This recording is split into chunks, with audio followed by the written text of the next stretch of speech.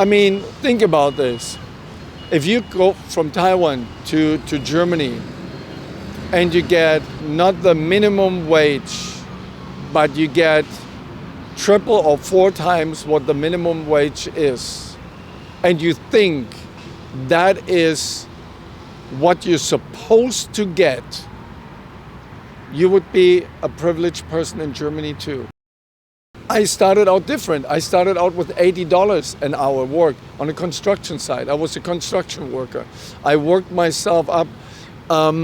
It was funny. I met a foreigner and he said, why don't you teach English? You can speak English.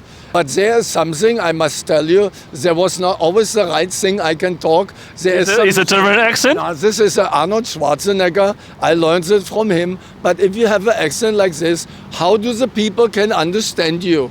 So I was afraid because I still had a stronger German accent. But now I think you don't have a strong German accent. In my opinion. If you're from America, you can hear that. Yeah. So he helped me to become an English teacher. The first time I went into that bushy barn, then one Taiwanese student came up to me, and my English wasn't really that good. Yeah. I mean, my vocabulary. She came to me and asked me, "Are you a substitute teacher?" And I huh? I didn't understand what a substitute teacher was at that time. And then later I was in her class and I talked to her. But I understood my shortcomings, and then for 5 years I put myself down. I studied very, very, very hard to become an English teacher. I went to classes, I went to seminars and so on. And I worked very hard, 12 hours a day. So that was the regular working time at that time, not shorter. Yeah. And my salary was not 600 or 700 an hour. It was 350. And then my friends asked me, why you accept 350? It's 500 to 600. I said, oh, thank you, 350 is awesome. Because I started with $80 for 1 or 2 years, and then I made 350 an hour. Yeah. And I was thinking, wait a second, 350 an hour.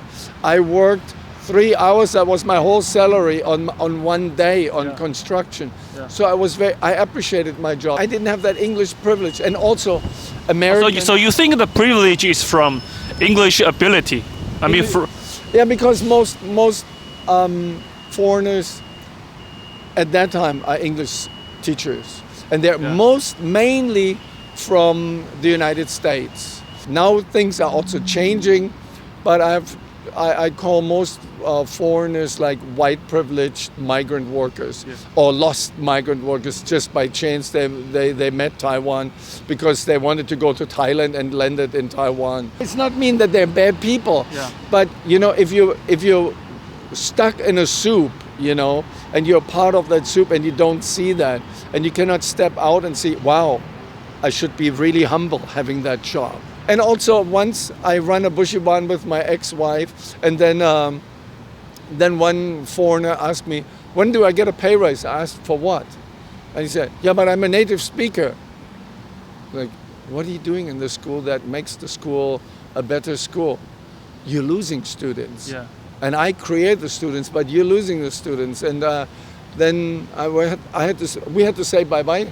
And that was the mindset, I would say, till probably 2010. And then also Taiwan has changed, that a lot of high-tech engineers came to Taiwan. So you think that is a key point? Taiwanese companies hire experts to come to Taiwan, and they're not teaching. They're not teachers. They're not lost people somewhere in life and want to come to and see the opportunity, having this privilege to make 700 an hour. And then they say, oh, I only have to work for half a day and I can go home. When I got the highest pay in that one school where I worked 700 an hour, I was just so blessed. I was always saying thank you for that. I had that opportunity to make so much money. I had to work 7 hours before to make that much money, and I worked 1 hour. Oh, thank you, thanks to have that great luck and opportunity. And so from that point of view, I have a different perspective on other foreigners. Do you want any message to Taiwanese and maybe to the foreigner? I met once while I was busking in the street an Israeli guy, a young man, and I asked him, where are you from? And he said, I'm from Israel. And I asked him, so how do you like Taiwan? Because I'm typical Taiwanese. I asked all the foreigners, what do you like? Did you try this and that?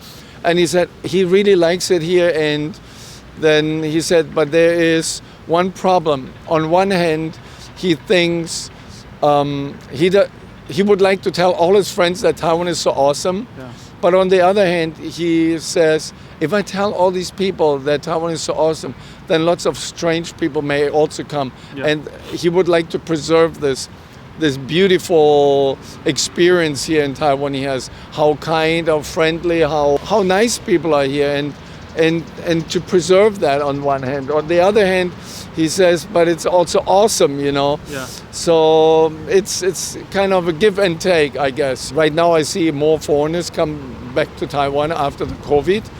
And it's kind of interesting to see foreigners come to Taiwan. And Taiwan is my home.